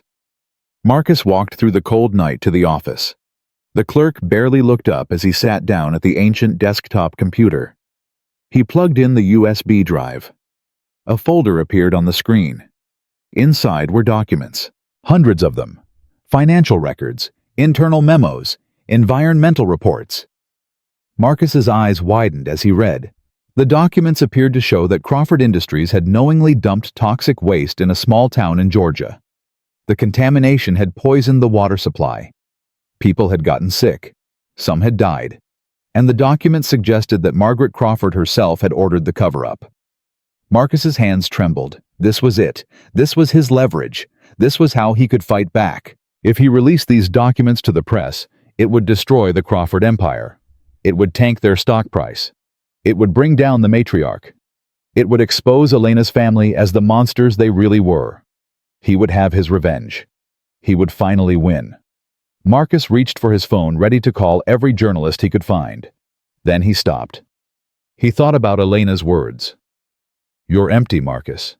You measure your worth by what you have, not who you are." He thought about his mother, who had worked 2 jobs to put him through college. What would she think of him now? What would she say if she knew he was about to destroy a family? Maybe innocent people, just to save his own pride. He thought about Aurora, his daughter, the child who would grow up reading about her father in the newspapers, The man who had tried to burn down her mother's legacy out of spite. What kind of father would that make him? What kind of man? Marcus stared at the documents on the screen. And he made a choice. He picked up his phone, but instead of calling a journalist, he called a different number. Wolfson and Associates. I need to speak to Linda Wolfson, Marcus said. Tell her it's Marcus Thompson. Tell her I have something she needs to see. 1 hour later, Marcus was sitting in a conference room at Crawford Tower. Linda Wolfson sat across from him, her face unreadable. Benjamin, the security chief, stood by the door, his hand resting casually near his weapon. Marcus slid the USB drive across the table. I found this in the attic of the house, he said. 6 months ago. I was going to use it to hurt Elena, to hurt your family. Linda picked up the drive, examining it. And now I'm giving it to you. Marcus leaned back in his chair, exhausted beyond measure. I'm tired, Ms. Wolfson. I'm tired of fighting. I'm tired of scheming. I'm tired of being the person I've become. Linda plugged the drive into her laptop. She scanned the documents, her expression growing more and more amused. Finally, she laughed. Marcus frowned. What's funny? Mr. Thompson, these documents are fake. Linda turned the laptop to show him. This is what we call a canary trap. Elena planted this drive in the attic 3 years ago, shortly after you were married. Planted why? To test you. Linda's voice was cold. She wanted to know if you would find it, and if you found it, what you would do with it. Would you come to her honestly and ask about it? Would you quietly destroy it? Or would you keep it waiting for a chance to use it against her? Marcus felt the blood drain from his face. You kept it, Linda continued. For 6 months you held on to what you thought was evidence of criminal activity, planning to use it as a weapon. That tells us exactly who you are. Mr. Thompson. But I didn't use it. Marcus leaned forward desperately. I brought it here. I gave it to you. Yes, you did. Linda closed the laptop. After you lost everything, after you had no other options, after your attempt to apologize failed. You brought it here because you had nothing left to lose. She stood up. But I'll give you this much credit, you brought it. You could have released fake documents to the press, caused a scandal, embarrassed the family. You would have been caught eventually, and it would have made things worse for you, but you chose not to. What does that mean for me? Linda gathered her things. It means Mrs. Crawford will be informed of your actions. What she does with that information is up to her. She walked to the door. For what it's worth, Mr. Thompson, I think you're starting to understand what you did wrong. That's more than most men in your position ever achieve. And the criminal investigation, the fraud charges. Linda paused at the threshold. Those will proceed as planned. Your actions tonight don't erase your crimes, but they might possibly earn you a small measure of consideration when sentencing comes. She left. Benjamin escorted Marcus out of the building. At the door, the older man stopped. I've known Miss Elena her whole life, Benjamin said quietly. I've never seen her as happy as she was in those first months with you, and I've never seen her as broken as she was after. Marcus said nothing. You had something rare, Mr. Thompson, something most people never find, and you threw it away for a 24-year-old in a red dress. I know. I hope you do. Benjamin opened the door to the cold night. Because Aurora is going to grow up asking about her father, and someday Miss Elena is going to have to explain to her daughter why he isn't there. That's on you, Mr. Thompson. That will be on you for the rest of your life. Marcus stepped out into the darkness. Behind him, the door closed on Crawford Tower. And somewhere high above, in a warm penthouse filled with light, Elena Crawford felt her daughter kick and knew somehow that something had shifted. The war wasn't over. But the first battle had been won. The federal courthouse in downtown Atlanta was packed. Marcus Thompson sat at the defendant's table wearing a suit that no longer fit him properly. He had lost another 10 pounds since his last court appearance. His public defender, a young woman fresh out of law school named Patricia Holmes, sat beside him shuffling through papers with nervous energy. Across the aisle, the prosecution team looked like an army. 3 attorneys from the SEC, 2 from the Georgia Attorney General's office, and behind them, Linda Wolfson observing on behalf of Crawford Industries. The charges were extensive: securities fraud, wire fraud, breach of fiduciary duty, conspiracy to commit financial crimes. The evidence was overwhelming, meticulously compiled over months of investigation. Marcus had pleaded guilty to all counts. There was no point in fighting. The trading records were clear. The client complaints were documented. The pattern of churning of excessive trading designed to generate commissions at the expense of his clients' portfolios was undeniable. He had stolen from people who trusted him, not with a gun, but with a fountain pen and a charming smile. The result was the same: lives ruined, retirements destroyed, dreams shattered, just like he had shattered Elena. Judge Helen Washington, a stern woman in her 60s with silver hair and sharp eyes, entered the courtroom. Everyone rose. "Be seated," she commanded. The bailiff read the case number and charges. Marcus stood when instructed, his legs shaky. "Mr. Thompson," Judge Washington said, looking at him over her reading glasses. "You have pleaded guilty to 7 counts of securities fraud, 3 counts of wire fraud, and 1 count of conspiracy. Before I pronounce sentence, do you have anything to say?" Patricia nudged him. They had prepared a statement carefully worded to express remorse without admitting to anything beyond what he had already confessed. Marcus cleared his throat. "Your Honor, He stopped. The prepared words felt hollow, meaningless, just another performance, another mask, another attempt to manipulate his way out of consequences. He thought about Elena's words. "You're empty, Marcus." He thought about Benjamin's words. "That will be on you for the rest of your life." He thought about his mother sitting in the gallery behind him. She had flown in from Detroit, her face lined with grief and disappointment. She hadn't spoken to him since the arrest. She had just looked at him with those sad eyes and shaken her head. Marcus crumpled up the prepared statement. "Your Honor," he said, his voice raw. "I'm not going to stand here and make excuses. I did what I did. I stole from my clients. I lied to my colleagues. I betrayed my wife. I abandoned my daughter before she was even born." Patricia tugged at his sleeve, but he ignored her. "I spent my whole life trying to prove I was somebody. I grew up poor in Detroit. My father worked himself to death in a factory. My mother cleaned houses so I could go to college. And I repaid their sacrifice by becoming exactly the kind of man they warned me about." His voice cracked. "I told myself I was building something, building a future, building security. But I was just building a prison, Your Honor. A prison of greed and pride and selfishness. And now I'm standing here, and I've lost everything. And I realize that I never had anything worth keeping in the first place." He wiped his eyes with the back of his hand. "I don't deserve mercy. I know that. The people I hurt, my clients, my wife, my daughter, they deserve justice. And whatever sentence you give me, I'll accept it. Because it's less than I deserve." He sat down heavily. The courtroom was silent. Judge Washington studied him for a long moment. "Mr. Thompson," she said finally, "in my 30 years on the bench, I've heard a lot of statements from defendants. Most of them are self-serving nonsense designed to minimize consequences. Yours is different." She leaned forward. "That doesn't mean you escape punishment. You committed serious crimes. You hurt real people, and the court must send a message that such behavior will not be tolerated." She picked up her gavel. "Marcus Derek Thompson, I hereby sentence you to 15 years in federal prison with possibility of parole after 10 years.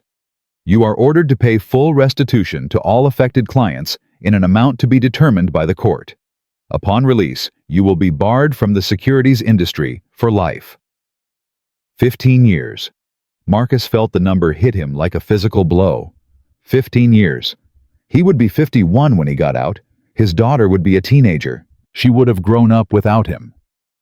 "Additionally," Judge Washington continued, "I am recommending that you be placed in the minimum security facility at Jessup, Georgia, where you will have access to educational and rehabilitation programs. You made poor choices, Mr. Thompson. Perhaps you can use this time to become someone capable of making better ones." She banged the gavel. "Court is adjourned." The bailiffs moved toward Marcus. He stood extending his hands for the cuffs. Marcus. He turned. His mother was standing at the railing, tears streaming down her face. Mama, he whispered. You were a good boy. Dorothy Thompson said, her voice breaking. I don't know what happened to my good boy, but I'll be here when you get out. I'll be here. I'm sorry, Mama. Marcus felt the cuffs click around his wrists. I'm so sorry. I know, baby. She reached out and touched his face one last time. I know. The bailiffs led him away. As he passed through the courtroom doors, Marcus caught a glimpse of someone standing in the back. A woman in a cream coat, her dark hair pulled back, her hand resting on her pregnant belly. Elena. She had come to watch. Their eyes met for just a moment.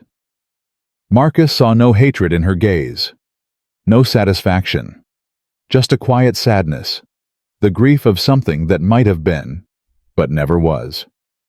Then the doors closed, and she was gone. The federal minimum security facility at Jessup, Georgia, was not what Marcus had expected. There were no towering walls or barbed wire fences. The buildings were low and utilitarian, more like a college campus than a prison. The inmates wore khaki uniforms and moved freely within the compound. There were educational programs, vocational training, even a small library. It was still a prison. Marcus still slept in a cell. He still answered to guards. He still counted down the days until his release. But it was survivable. The first month was the hardest. Marcus kept to himself, avoiding the other inmates spending hours in the library or staring at the ceiling of his cell. He couldn't eat. He couldn't sleep. Every time he closed his eyes, he saw Elena's face. In the second month, he received a letter. The envelope was plain white, with no return address. Inside was a single photograph. Aurora. His daughter. She was 3 weeks old in the picture, wrapped in a pink blanket, her tiny face peaceful in sleep. She had Elena's nose and Marcus's chin. She was perfect. On the back of the photograph, in Elena's elegant handwriting, was a single line. She's healthy, she's loved. That's all you need to know. Marcus stared at the photograph for hours. He memorized every curve of Aurora's face, every tiny finger, every wisp of dark hair on her head. This was his daughter. This was what he had given up. This was what his pride and greed had cost him. He broke down completely. The prison counselor found him the next morning, curled up on his bunk, the photograph clutched to his chest. She sat with him while he cried, offering no judgment, just presence. You have a choice, Marcus, she said finally. You can spend the next 15 years drowning in guilt, or you can use this time to become someone your daughter might want to know someday. She'll never want to know me. Marcus's voice was hoarse. Her mother will tell her what I did. She'll hate me. Maybe, or maybe not. The counselor stood up. Children are more forgiving than we give them credit for, but they can tell the difference between a father who tried to change and one who just gave up. The question is, which one are you going to be? She left him with that question. Marcus thought about it for days, weeks. He thought about his father, who had died in a factory, never knowing his son would become a criminal. He thought about his mother, who still loved him despite everything. He thought about Elena, who had given him chance after chance to be better. He thought about Aurora, sleeping peacefully in that photograph, unaware that her father was a monster. No, not a monster. Elena had said it herself. Monsters don't know they're monsters.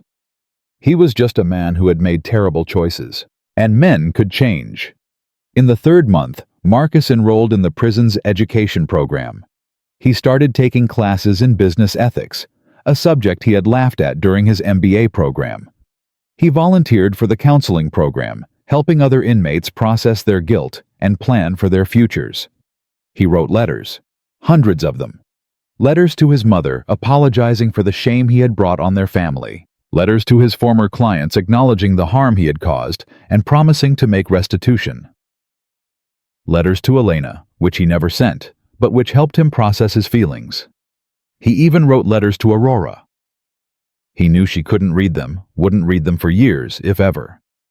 But he wrote them anyway, telling her about his day, about the books he was reading, about the man he was trying to become. He filled notebook after notebook with these letters, a one-sided conversation with a daughter who didn't know he existed. The years passed. Outside the prison walls, the world kept turning. Elena gave birth to Aurora Crawford on a warm spring day, surrounded by family and friends. The delivery was smooth, the baby healthy. Margaret Crawford cried when she held her great-granddaughter for the first time. "She's beautiful," Margaret whispered. "She's the future of this family." "She's going to be more than that," Elena said, exhausted but radiant. "She's going to be kind. She's going to be strong. And she's never going to depend on anyone else for her worth." Elena threw herself into rebuilding her life. She took over the day-to-day operations of Crawford Industries, proving herself a capable and visionary leader. She modernized the company's practices, divested from polluting industries, invested in renewable energy and sustainable manufacturing. The press called her the Green Queen, a billionaire heiress who was using her fortune to fight climate change. She appeared on magazine covers and gave TED Talks and testified before Congress about corporate responsibility. But her greatest joy was Aurora. Elena refused to raise her daughter the way she had been raised, isolated and overprotected. Aurora went to public school. She had playdates with children from all backgrounds. She learned to cook, to clean, to do her own laundry. She had chores and responsibilities and consequences. "I want her to know who she is," Elena told her grandmother. "Not because of her name or her money, but because of her character. I want her to be able to stand on her own 2 feet." Margaret, now in her 90s, nodded approvingly.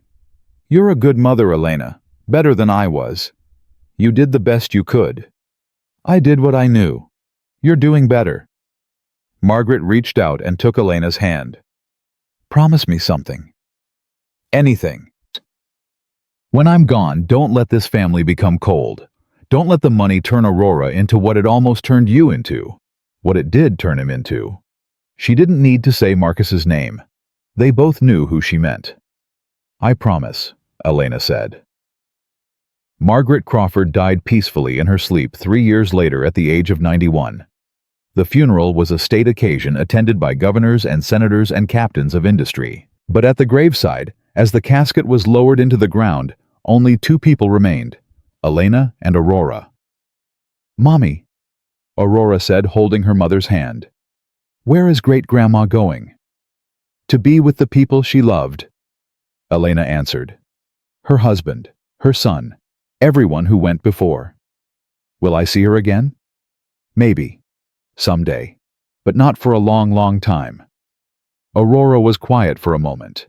Then she asked the question Elena had been dreading for years. "Mommy, where's my daddy?" Elena's heart clenched. She had known this day would come. She had prepared for it, rehearsed answers, consulted with child psychologists. But nothing could prepare her for the pain of actually hearing the question from her daughter's lips. "Your daddy," Elena said carefully, "made some mistakes, big mistakes, and he's in a place where he's learning how to be better." "Is he a bad man?" Elena thought about that. Was Marcus a bad man, or just a weak one? "He did bad things," she finally said. "But I don't know if that makes him a bad man. Sometimes good people do bad things, and sometimes bad people do good things. It's complicated." "Do you still love him?" Another knife to the heart. "I loved who I thought he was," Elena admitted. "And I love you, and you're part of him. So in a way, yes, I'll always love the part of him that helped make you." Aurora seemed to accept this. "Can I see him someday?" Elena closed her eyes. "Maybe. When you're older, when he's learned his lessons. We'll see." It wasn't a promise, but it wasn't a no either. Back in Jessup, Marcus read about Margaret Crawford's death in the newspaper. He thought about the old woman he had never met, the matriarch of the family he had almost destroyed. He thought about how she must have felt watching her granddaughter disappear for 3 years, then watching her return only to be humiliated by a man who had never deserved her. He wrote a letter of condolence to Elena. He didn't expect a response. He didn't get one. But he kept writing. The years continued to pass. Marcus completed every educational program the prison offered. He earned a degree in counseling. He became a mentor to younger inmates, helping them navigate the prison system and plan for their release. He stayed out of trouble. He followed every rule. He never complained, never made excuses, never blamed anyone but himself. The parole board took notice. 10 years into his sentence, Marcus sat before them for the first time. "Mr. Thompson," the board chairman said, reviewing his file, "your conduct during incarceration has been exemplary. You've completed multiple educational programs. You've mentored other inmates. Your counselors speak highly of your progress." "Thank you, sir. However, we've also reviewed the nature of your crimes. You stole millions from people who trusted you. You displayed a pattern of deception and manipulation that caused real harm to real families." Marcus nodded. "I did, and I'll spend the rest of my life trying to make amends." "How do you plan to do that?" "I've trained as a counselor, sir. I want to work with at-risk youth kids who are on the path I was on. Kids who think success means stepping on everyone around them. I want to show them there's a better way. And your family, your daughter." Marcus felt the familiar ache in his chest. "My daughter doesn't know me.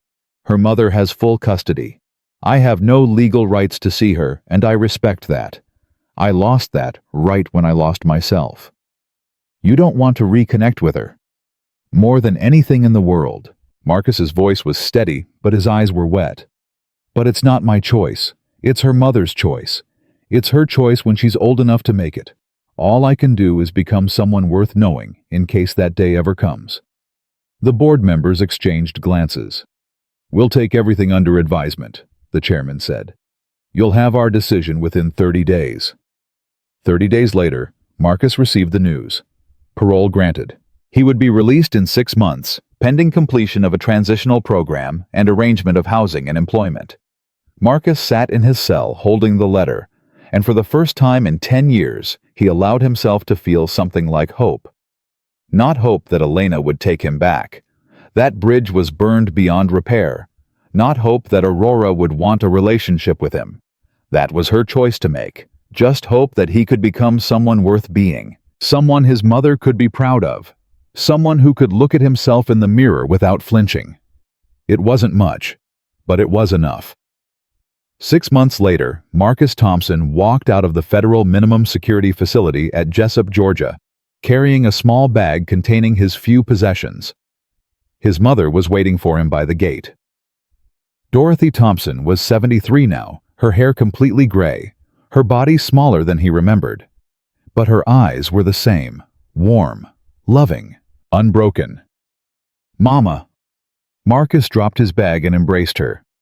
"I missed you so much." "I know, baby." Dorothy held him tight. "Welcome home." Home was a small apartment in Atlanta, far from Buckhead and its memories.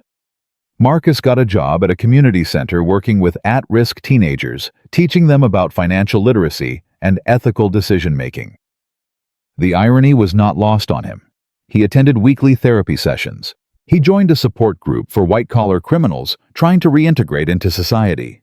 He volunteered at homeless shelters and food banks, trying to give back some of what he had taken. He thought about Elena every day. He thought about Aurora constantly. But he kept his distance. He respected the boundaries that had been set. And then, one ordinary Tuesday, everything changed. Marcus was in his office at the community center reviewing paperwork when his assistant knocked on the door. "There's someone here to see you, Mr. Thompson." "Who is it?" His assistant looked confused. "She wouldn't give her name, but she looks important." Marcus frowned and walked to the reception area. Standing there 10 years older but instantly recognizable was Elena Crawford. Marcus stopped breathing. She was more beautiful than ever. Mature, confident. The girl he had married had become a woman, a queen. But her eyes were the same. Those dark, penetrating eyes that had always seen through his pretenses. "Hello, Marcus," she said. "Elena." His voice came out as a croak. "What are you doing here?" I need to talk to you. She glanced around the community center. Is there somewhere private? Marcus led her to a small conference room. He closed the door and turned to face her, his heart pounding so hard he could hear it. Before you say anything, Elena said, holding up her hand, I'm not here to reconcile. I'm not here to forgive you. I'm not here to give you false hope. Then why are you here? Elena took a deep breath. Aurora is 10 years old now. She's brilliant and kind and stubborn and everything I could have hoped for. Marcus felt tears prick his eyes at the mention of his daughter's name. She's been asking about you, Elena continued. For years I've been putting her off, telling her she's too young, telling her it's complicated. But she's not a baby anymore. She's old enough to understand that her father exists and that he's not in her life. What are you saying? Elena's jaw tightened. I'm saying that I've spent 10 years protecting her from you. And now I don't know if I'm protecting her or just punishing you. Marcus shook his head. Elena, I would never hurt her. I would never. You hurt me. Elena's voice was sharp. You hurt me every day for 3 years. You made me doubt my worth. You made me think I wasn't enough. And now you're telling me you wouldn't hurt our daughter. I've changed. Marcus knew how hollow the words sounded. I know you don't believe me.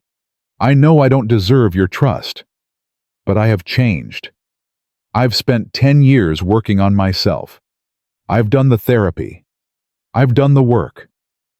I'm not the same man who threw you out into that blizzard. Elena studied him for a long moment. Benjamin tells me you've been volunteering at homeless shelters. He tells me you work with at-risk kids. He tells me your co-workers respect you and your boss thinks highly of you. Marcus blinked. You've been keeping tabs on me. I had to know if it was safe. Elena's voice softened slightly. If you were still the man I married, I wouldn't be here. But people say you're different now. People say you're genuinely trying. I am. I swear to God I am. Don't swear to God. Elena's eyes flashed. Swear to me. Swear to Aurora. Because if I let you into her life even a little, and you hurt her the way you hurt me, I will destroy you. I will take everything you've rebuilt and burn it to the ground. Do you understand? I understand. I'm not offering you a relationship with her, Marcus. I'm offering you a chance to meet her. One time. Supervised. And if she decides she wants to see you again, we'll take it from there. But the moment you give me any reason to doubt you, it's over. Forever. Marcus felt the weight of her words. This was more than he had dared to hope for. More than he deserved. Why? He asked. After everything I did, why are you giving me this chance? Elena was quiet for a moment. Because Aurora deserves to make her own choice about her father. And because... She hesitated. Because my grandmother told me before she died not to let this family become cold. Not to let the money and the pain turn us into something hard and unforgiving. She looked at him. I haven't forgiven you, Marcus. I'm not sure I ever will. But I'm tired of carrying around all this anger. It's heavy. And Aurora doesn't need a mother who's weighed down by the past. Marcus nodded slowly. When? Saturday, 2 o'clock. Central Park by the carousel. Elena turned toward the door. Don't be late. Don't dress up too fancy. And Marcus? Yes. If you make my daughter cry, I will end you.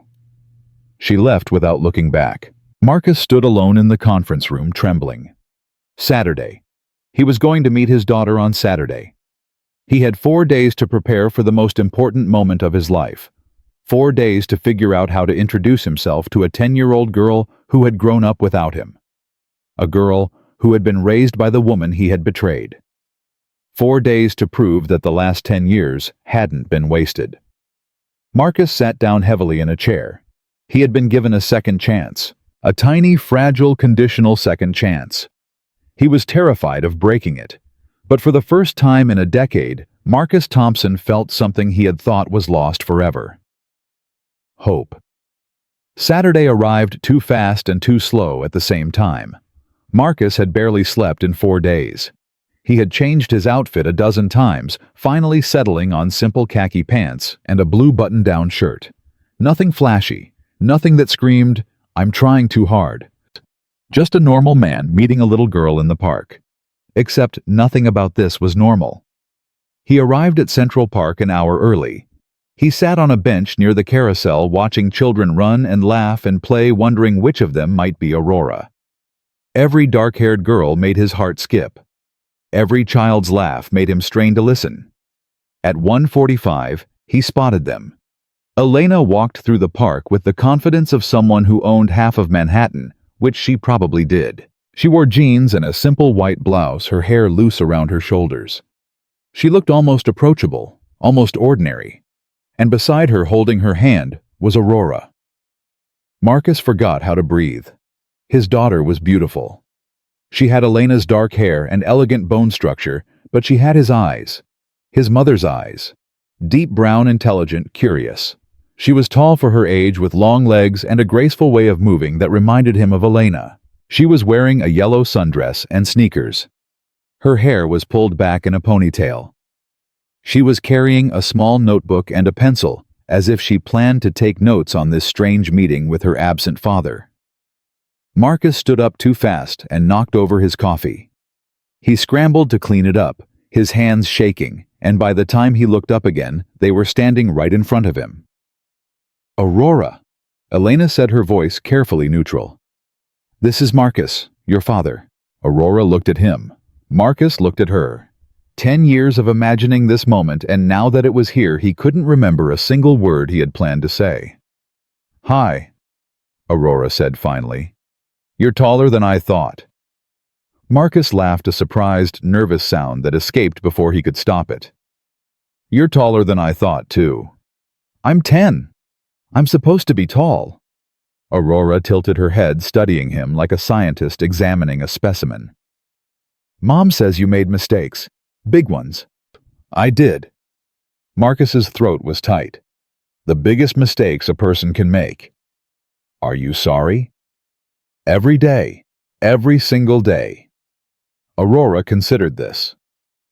"Mom also says that being sorry doesn't fix things.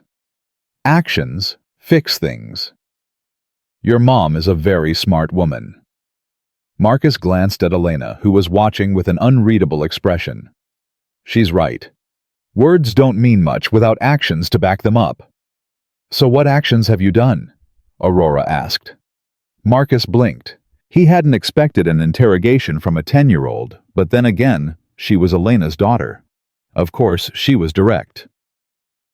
"I went to prison for 10 years, Marcus said honestly. "I took classes to understand why I did what I did. I learned to help other people who were making the same mistakes I made. I volunteer at shelters now. I work with kids who are in trouble. Why? Because I can't undo what I did. But I can try to stop other people from making the same choices." Aurora wrote something in her notebook. Marcus craned his neck to see, but she angled it away from him. "Do you want to walk?" Aurora asked. "There's a pond over there with ducks. I like ducks. I would love to walk with you." They started down the path, Aurora between her parents, like a bridge connecting two broken shores. Elena stayed close, watching every interaction, ready to intervene at the first sign of trouble. But there was no trouble. Aurora asked questions. Lots of questions. She asked about prison, about his childhood, about his mother, about his work. She asked why he had cheated on her mom, and Marcus answered as honestly as he could, explaining that he had been selfish and scared, and had made terrible choices because he was too weak to face his own insecurities.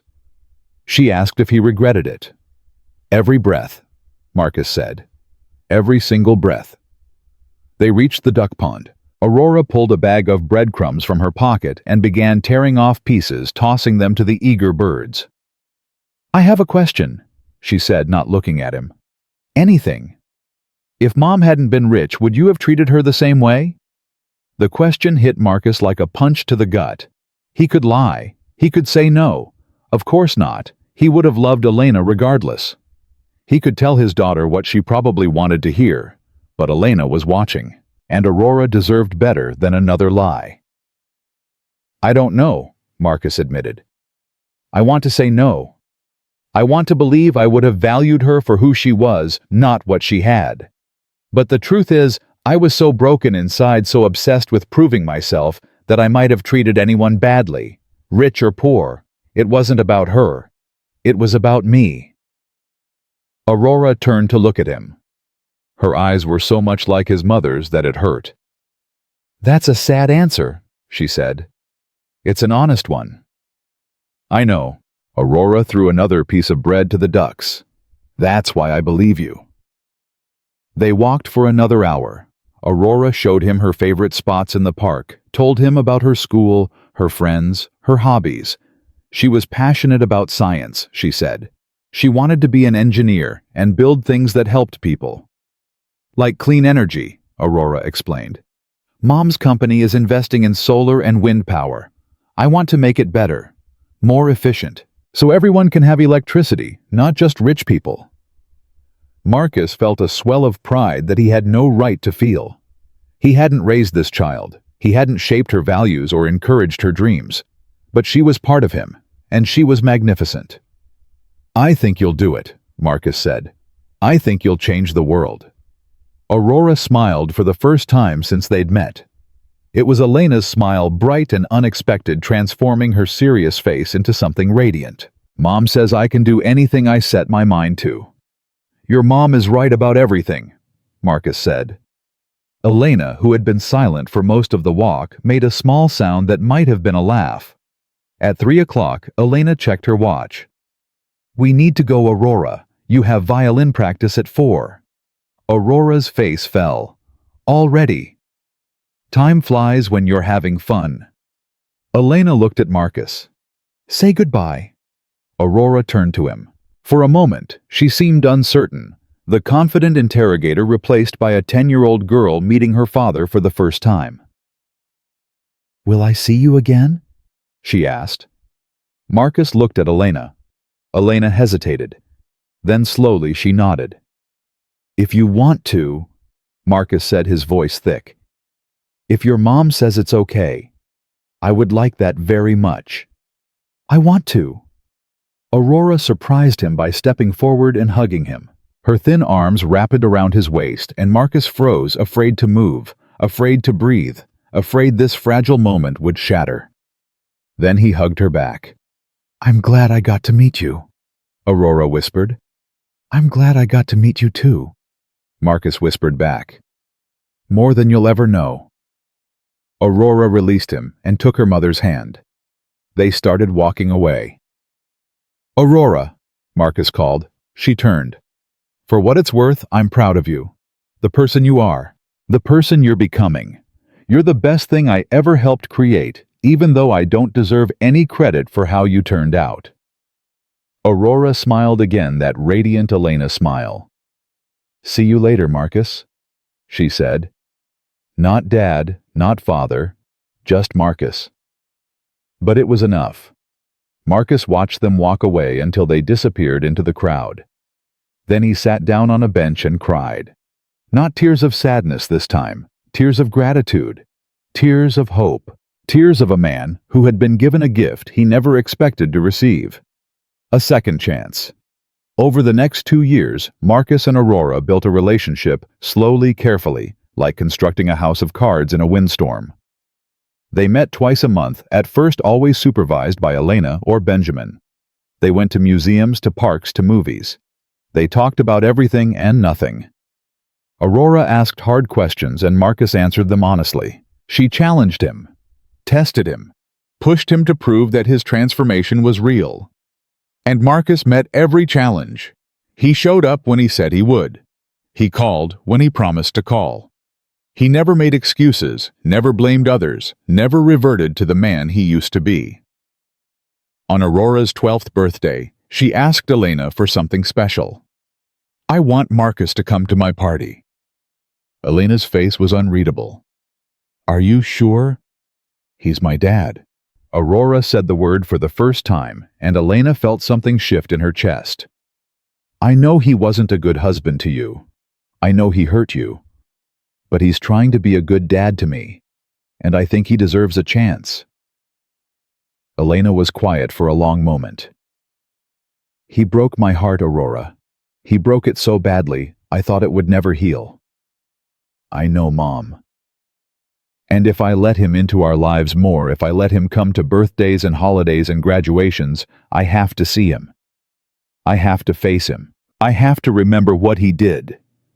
Aurora took her mother's hand.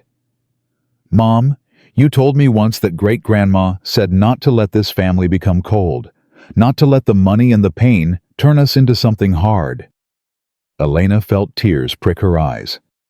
I don't want you to be hard, Aurora said. I don't want you to carry this anger forever. Not for Marcus's sake, for yours. Elena looked at her daughter, this brilliant, compassionate child who had grown up surrounded by love and emerged as something remarkable. When did you become so wise? Elena whispered. I learned from watching you. Aurora squeezed her hand. Let him come, Mom. Let yourself heal. It's been 12 years. You deserve peace. Elena closed her eyes. 12 years. 12 years since that Christmas Eve when Marcus had thrown her out into the snow. 12 years of building a new life, raising her daughter, running an empire. 12 years of carrying around a wound that she had never allowed to fully heal because keeping it open felt like protection. But Aurora was right. It was time. Okay, Elena said. He can come. Aurora's birthday party was held at Crawford Tower in the grand ballroom that Elena had converted into a science-themed wonderland. There were chemistry experiments, robotics demonstrations, and a build-your-own rocket station. Aurora had invited her entire class, and the room was filled with laughing, excited children. Marcus arrived exactly on time, carrying a wrapped gift and wearing the nervous expression of a man walking into a lion's den. Elena met him at the door. Thank you for coming, she said formally. Thank you for inviting me. Marcus looked around the ballroom. This is incredible. You did all this for her. She wanted a science party. She got a science party. You're an amazing mother, Elena. Marcus's voice was soft. She's lucky to have you. Elena studied his face. The years had changed him. He was thinner than he used to be, more gray in his hair, more lines around his eyes. But there was something different in his expression, too. Something calmer, humbler. You've changed, she said. I had to. Are you happy? Marcus considered the question. I'm not sure I deserve to be happy, but I'm at peace. I know who I am now. I know what matters. And I'm grateful for every moment I get to spend with Aurora. That's not what I asked. Marcus met her eyes. I'm getting there. Day by day, I'm getting there. Elena nodded slowly. Good. What about you? Marcus asked. Are you happy? I have Aurora. I have my work. I have my health. Elena paused. I think I'm finally ready to let go of the rest. The rest? The anger. Elena's voice was barely above a whisper. I've been holding on to it for so long, using it as fuel. But Aurora's right. It's time to put it down. Marcus felt something release in his chest. Elena, I know I can never undo what I did. I know we can never go back to what we had. But I want you to know that I'm truly sorry. Not because I got caught. Not because I lost everything. But because I hurt you. You specifically. The woman I should have cherished. Tears glistened in Elena's eyes. I'm not going to say it's okay, she said. Because it's not okay. What you did was unforgivable. I know. But I'm choosing to stop letting it define me. Elena took a breath. I'm choosing to release you, Marcus. Not for your sake, for mine, for Aurora's. I don't want to be the woman who holds on to hatred for the rest of her life. Thank you. Marcus's voice cracked. That's more than I deserve. Yes, it is. Elena almost smiled. Now go find your daughter. She's been asking when you'd get here. Marcus found Aurora at the robotics station, helping her friends program a small mechanical dog. Her face lit up when she saw him. Dad. She ran over and hugged him. You came? I wouldn't miss it for the world. Marcus held her tight. Happy birthday, sweetheart. Did you bring me a present? Of course. Marcus handed her the wrapped gift. Open it later, though. It's not as cool as robots. Aurora laughed and dragged him over to meet her friends, introducing him proudly as my dad Marcus. Not hiding him, not explaining, just acknowledging him as part of her life. Marcus felt his heart expand in his chest. Later that night, after the guests had gone and Aurora had collapsed exhausted into bed, Elena found Marcus standing on the balcony, looking out over the city. She had a good day, Elena said, joining him. The best. Marcus turned to look at her.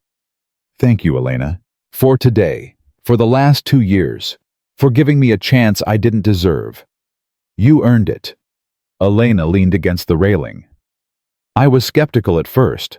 I thought you were just manipulating us again the way you used to manipulate everyone. But you've been consistent. You've shown up. You've been honest. I learned the hard way that manipulation doesn't get you anywhere worth being. No, it doesn't.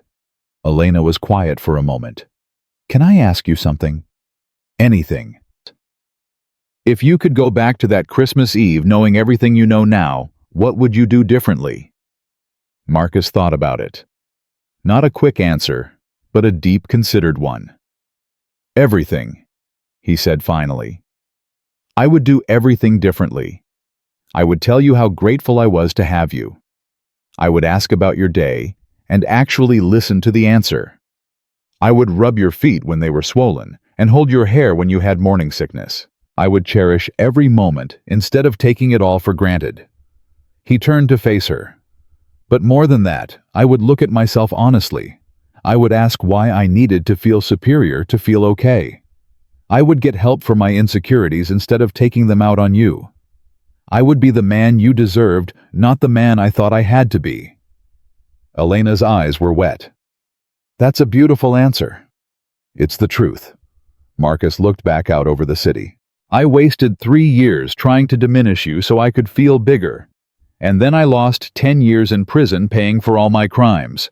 That's 13 years of my life gone because I couldn't face my own weakness. You were weak, Elena agreed.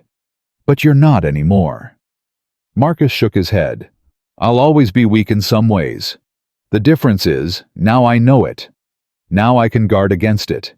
They stood in comfortable silence. 2 people who had once loved each other, then destroyed each other, now finding a new way to coexist. I'm not going to fall in love with you again, Elena said quietly. That door is closed forever. I know. But I think we can be friends, co-parents, people who respect each other. I would like that. Marcus meant it. I would like that very much. Elena extended her hand. Truce. Marcus shook it. Truce. 5 years later, Aurora Crawford stood on the stage at MIT, delivering the valedictorian address to her graduating class. She was 17, the youngest graduate in the engineering program's history. She had her mother's poise and her father's ambition, tempered by a wisdom beyond her years. In the audience, Elena sat between her grandmother's empty chair and Marcus. They weren't a couple. They would never be a couple again. But they were a family bound together by the remarkable young woman on stage. When I was 10 years old, Aurora said, I met my father for the first time. He had made terrible mistakes. He had hurt my mother. He had missed the first decade of my life. By all rights, I should have hated him. Elena reached over and took Marcus's hand. He squeezed back, tears streaming down his face. But my mother taught me that people are more than their worst moments. She taught me that forgiveness isn't about excusing bad behavior. It's about freeing yourself from the burden of carrying someone else's sins. Aurora looked directly at her parents. My father taught me that it's never too late to change. That redemption isn't a destination, it's a daily choice. And that the measure of a person isn't who they were, but who they're working to become. She smiled that radiant smile that lit up her whole face. I'm standing here today because 2 people who had every reason to stay broken chose to heal instead. They chose to put my needs above their pain. They chose to give me a childhood filled with love, even when that love was complicated. The audience was silent, hanging on her every word. So as we go out into the world to build things, to create things, to change things, I want you to remember this: the most powerful engineering isn't in circuits or structures, it's in relationships. It's in the bridges we build between people who were once enemies. It's in the families we reconstruct from broken pieces. Aurora raised her diploma. Here's to building a better world, one repaired relationship at a time. The applause was thunderous. After the ceremony, Aurora found her parents waiting by the reflecting pool. She threw her arms around both of them. "I'm so proud of you," Elena whispered. "We both are," Marcus added. Aurora pulled back and looked at them both. "Thank you. For everything. For being better for me, even when it was hard. For showing me that people can change." "You made it easy," Elena said. "You made it worth it," Marcus added. Aurora smiled. "I have something for you both. A graduation present in reverse." She pulled 2 envelopes from her gown and handed one to each parent. Elena opened hers. Inside was a single photograph, old and faded. It showed a young couple at their wedding, the woman in a simple white dress, the man in a rented tuxedo. They were looking at each other with pure, uncomplicated love. Marcus opened his. It was the same photograph. "I found it in the attic of the Buckhead house before it was demolished," Aurora said. "I've been saving it for this moment. I want you both to remember who you were before it all went wrong. Not to go back to it, just to remember that it existed, that the love was real even if it didn't last." Elena and Marcus looked at the photograph, then at each other. "It was real," Elena said softly. "The best thing that ever came from it is standing right here," Marcus replied. Aurora wrapped her arms around them both one more time. "Okay, enough emotions. I'm starving. Let's go celebrate." They walked together toward the restaurant, 3 people who had survived the storm and emerged stronger on the other side. Not a perfect family, but a real one. That night alone in his apartment, Marcus placed the photograph on his nightstand. He looked at the young man in the picture, so confident, so certain, so completely unaware of the destruction he would cause. He didn't hate that man anymore. He just felt sorry for him. Marcus picked up his notebook, the one filled with letters to Aurora that he had written during his years in prison. He turned to a blank page and began to write. "Dear Aurora, today, I watched you graduate from MIT at 17 years old. I watched you speak about forgiveness and redemption and building bridges. I watched you become everything I could have been if I had made better choices." He paused, thinking. "I used to measure my life in assets and achievements, houses, cars, job titles. But tonight I measure it differently. I measure it in the moments I almost missed. Your first steps, which I saw in a photograph. Your first words, which your mother told me about years later. Your first day of school, your first heartbreak, your first triumph."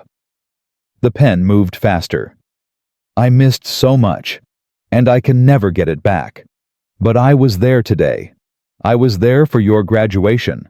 I was there to hold your mother's hand and cry together as we watched our daughter change the world." He set down the pen. "That's enough. That's more than enough. That's everything." Marcus closed the notebook and turned off the light.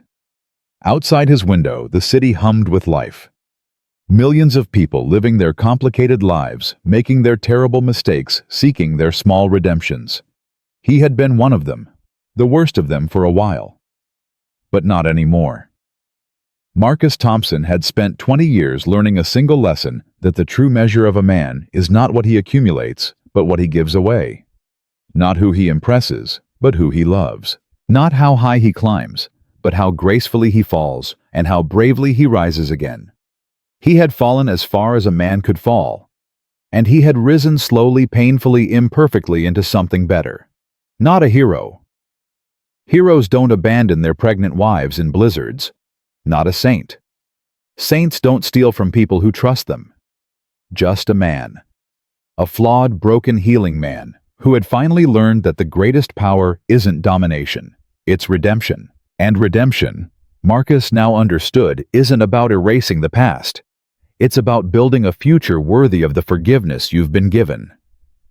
In the Crawford Tower penthouse, Elena stood at her window, looking out at the same city. She held the photograph Aurora had given her, studying the faces of two young people who no longer existed. "We made something beautiful," she whispered to the ghost of that young bride. "Despite everything, because of everything, we made something beautiful." She placed the photograph in a drawer and closed it. Not forgotten, just at peace. Elena Crawford had survived betrayal, humiliation, and heartbreak. She had raised a daughter who would change the world. She had rebuilt an empire and made it mean something. And she had finally, after 17 long years, learned to let go. Not to forgive the unforgivable. Just to stop letting it define her. The girl who had hidden her identity for love had become a woman who no longer needed to hide anything at all. And that she realized was the greatest victory of all. Not revenge, not success, not even redemption. Freedom. The freedom to be exactly who she was without apology or pretense. Elena turned from the window and walked toward her daughter's room, where Aurora was already packing for her summer research program. "Need help?" Elena asked from the doorway. "Always." Aurora smiled. "Want to order pizza and watch bad movies while we fold laundry?" "That sounds perfect." Mother and daughter settled onto the floor, surrounded by clothes and suitcases, laughing at terrible films and throwing socks at each other. Outside, the city blazed with light. Inside, two Crawford women built their future one ordinary moment at a time. And somewhere across town, a man who had once tried to destroy them both slept peacefully, dreaming of helicopter blades and second chances, and a daughter who called him Dad. The storm was over. The sun had risen, and everyone in their own way had finally found their way home.